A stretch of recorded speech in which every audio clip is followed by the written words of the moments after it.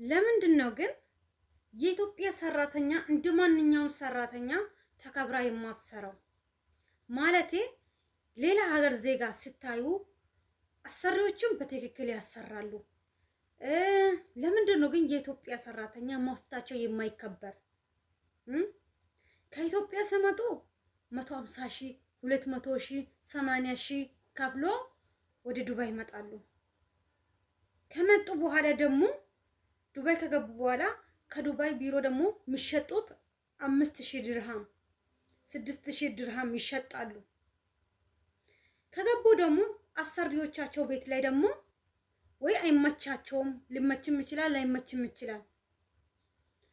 ቢሮዎች ደግሞ ወደ ቢሮ መለሳለሁ ሲባል ለምንድነው በቂ መልስ የማያገኙ የኢትዮጵያ ሰራተኛ? ለምንድነው ትክክለኛ መልስ የማይሰጡት? ለኔ ግራ የሆነብኝ ነገር እሱ ነው። ሰላም ጤና ይስጥልን ውድና የተከበራችሁ የኔ ውድ ቤተሰቦች እንዴት ናችሁ? ደህና ናችሁ? በያላችሁበት ቦታ የእግዚአብሔር ሙሉ ሰላምና ጸጋ ብዝት ትርፍ ይበልላችሁ እያልኩኝ ዛሬ ደግሞ ለየት ባለው ትክክለኛ የሆነ ነገር ለማውራት ነው የመጣሁት። በተለይ ለኢትዮጵያ ከኢትዮጵያ ወደ አረብ ሀገር ለሚመጡ ለኢትዮች በኢትዮች ላይ የሚደርሰው ነገር እኔ እሱን ነገር ግራ ስለገባኝ ነው ዛሬ የመጣሁት ማለት ነው። ለምንድን ነው ከኢትዮጵያ 80 ሺህ 100 ሺህ 150 ሺህ 200 ሺህ ተከፍሎ ሲመጣ እዚህ ለምንድን እንደቀላል የሚታየው? በቢሮዎች ፊት በአሰሪዎች ፊት የሚገፉት ለምንድን ነው? አንደኛ አልተመቸኝም ቀይሪኝ ሲባል እንደፈለግሽ ጣይ የሚባለው ለምንድን ነው?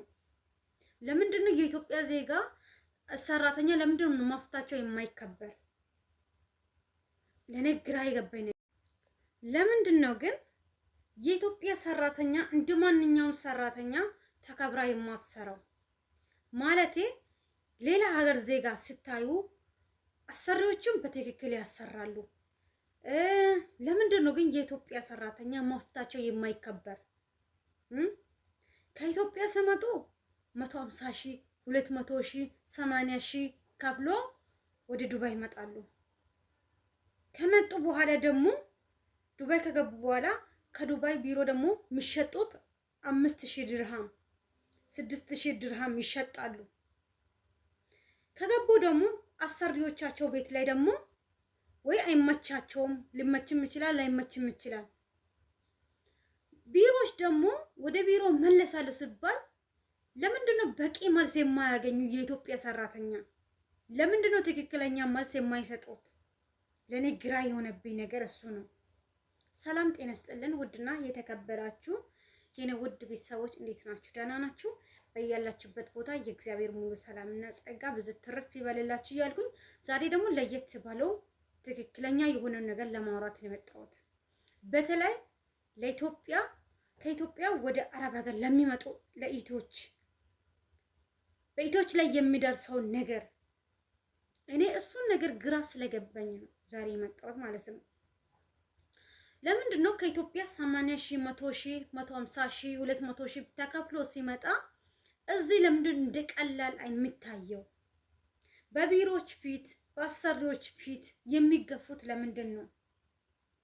አንደኛ አልተመቸኝም ቀይሪኝ ሲባል እንደፈለግሽ ጣይ የሚባለው ለምንድን ነው? ለምንድን ነው የኢትዮጵያ ዜጋ ሰራተኛ ለምንድን ነው መፍታቸው የማይከበር? ለኔ ግራ የገባኝ ለምንድን ነው የማይከበር? ሌላ ዜጋን እዩት እስኪ፣ ደሞዛቸው ከፍ ያለ መብታቸው እየተከበረ የሚናገሩት ነገር ራሱ በቃ እነሱ ሲናገሩ ራሱ ምንም አይሉም። ግን የኢትዮጵያ ዜጋ ሲሆን ሁሉ ነገር ጫና የሚበዛው ለምንድን ነው?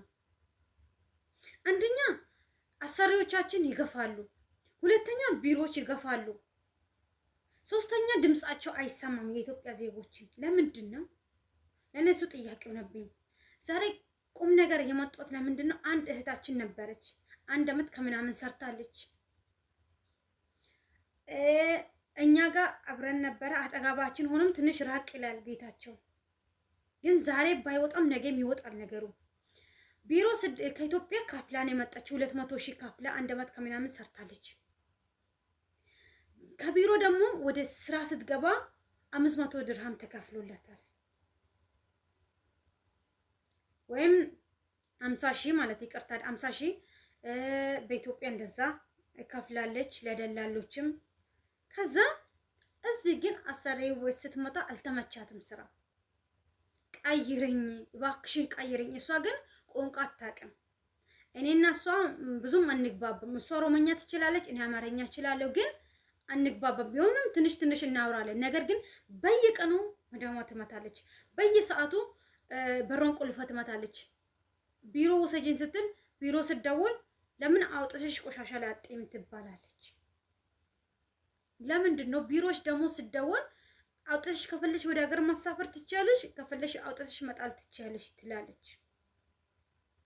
ግን ለምንድን ነው የኢትዮጵያ ዜጋ መብታቸው የማይከበረው? ከኢትዮጵያ ስትመጡ እህቶች ይህንን ድምፅ ልትሰሙ ትችላላችሁ። አንደኛ እናንተ 80,000 100,000 200,000 ከፍላችሁ የምትመጡ ወይ ቆሻሻ ላይ ለመጣል አይደለም የምትመጡት። እዚህ ዱባይ ስትመጡት ሰርቼ ያገኛለሁ እንደ ሰው ለውጣለሁ ሰው እሆናለሁ ብላችሁ ነው የምትመጡት። መፍታችሁ የማይከበር ከሆነ አሰሪ ቤት እስከ 3 ቀን እስከ 4 ቀን ታያላችሁ። አሰሪያችሁ ጥሩ ናት ወይ ጥሩ አይደለችም ብላችሁ ቼክ ታደርጋላችሁ። ከዛ በኋላ አሰሪያችሁ ጥሩ ካይደለች ውጡ፣ አትስሩ እዛ ቤት። እንትን ሀውያ ወይ እካማ ከሰራች በቃ እንደ ፍላጎታችሁ ልታደርግ ትችላለች፣ እናንተ ካላወራችሁ መብታችሁን ካላስከበራችሁ። እኔ ዛሬ እዚህ አካባቢ እየደረሰ ነገር ስላለ ነው የሚያወራው ማለት ነው። እባካችሁ ራሳችሁን ተጠንቀቁ ስትሰሩ ማለት ነው። ቆሻሻ ላይ ይጥላሉ ሲባል ደግሞ ቆሻሻ ላይ ሰው ልጅ አይጣልም በፍጹም ማለት ነው።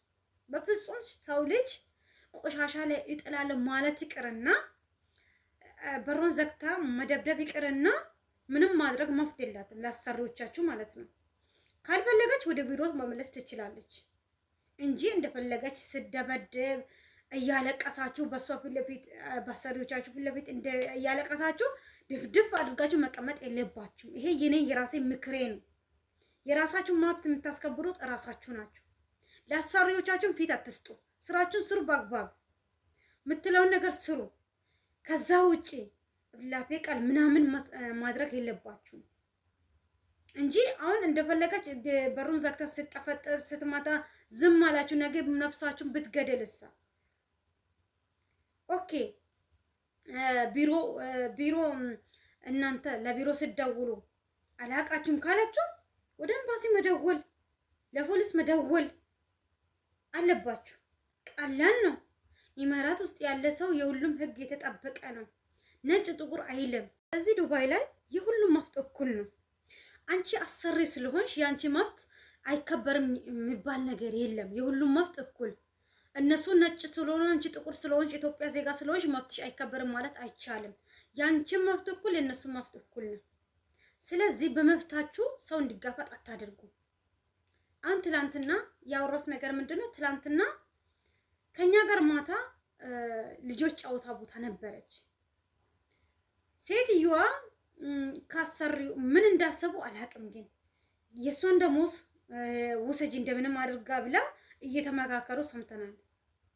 ከዛ ማታ ደግሞ ማታ ጠፍታለች እኮ ጠፍታለች አለች።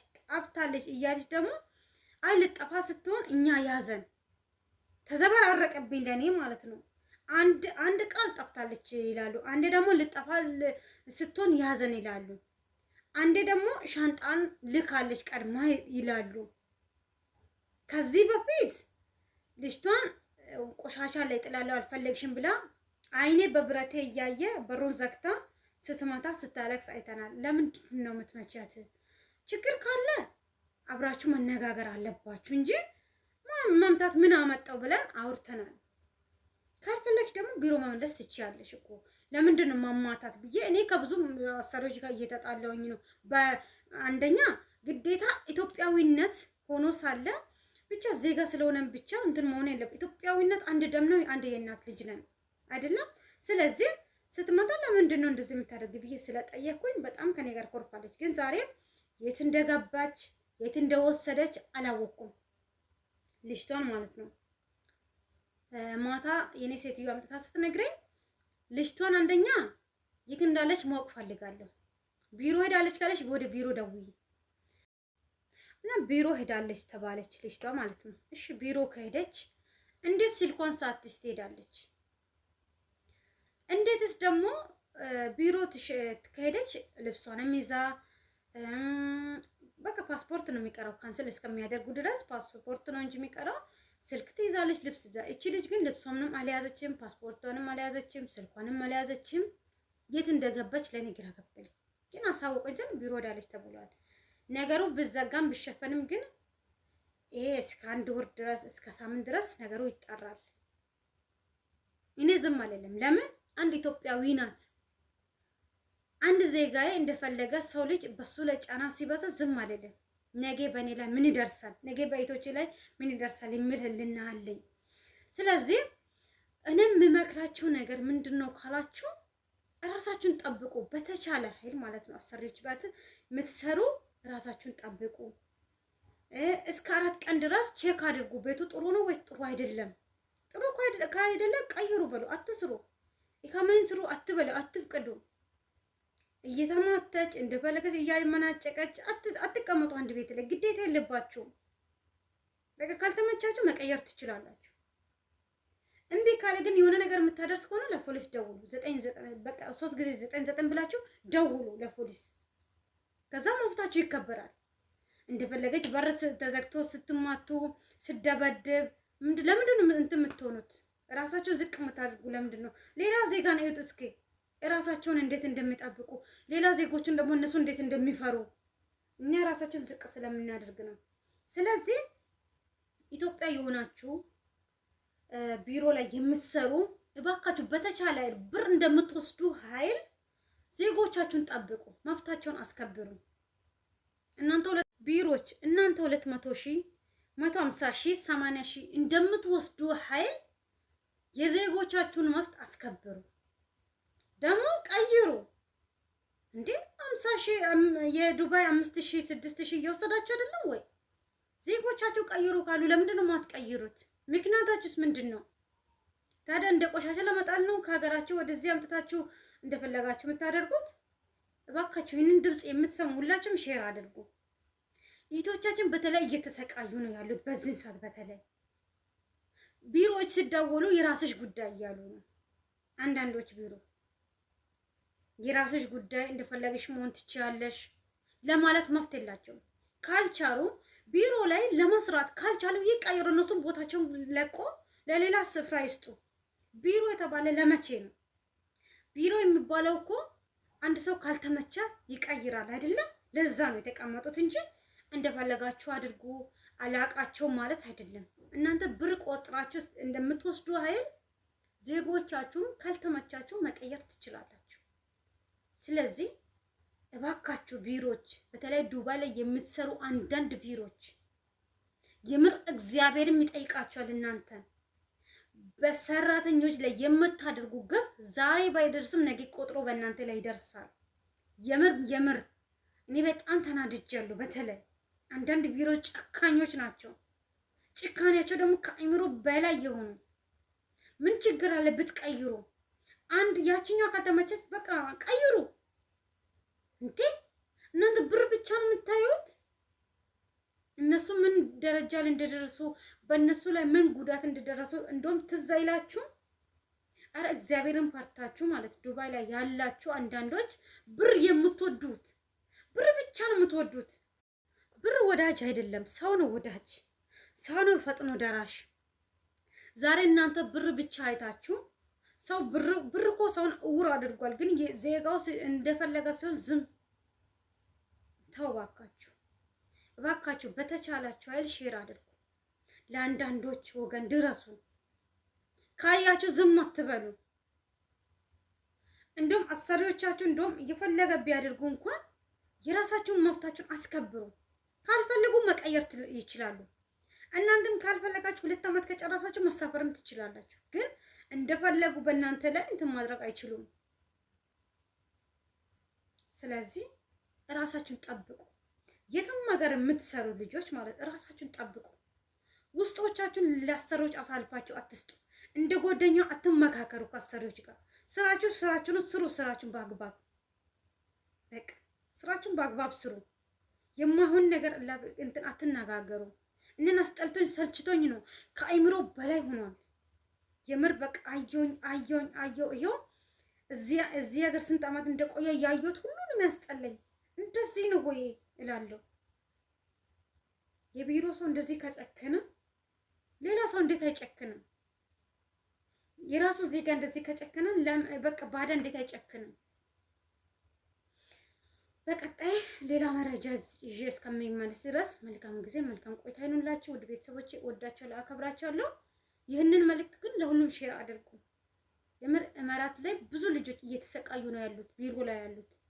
ስለዚህ በቀጣይ ሌላ ነገር ይዤ እስከምመለስ ድረስ መልካም ቆይታ መልካም የስራ ዘመን ይሁንላችሁ። ስለተናደድኩኝ ይቅርታ አድርጉልኝ። ያየሁት ነገር አስጠልቶኝ ነው፣ የሰማሁት ነገር አስጠልቶኝ ነው፣ ከአቅሜ በላይ ስለሆነ ነው። እወዳችኋለሁ፣ አከብራችኋለሁ። በቀጣይ እንገናኛለን።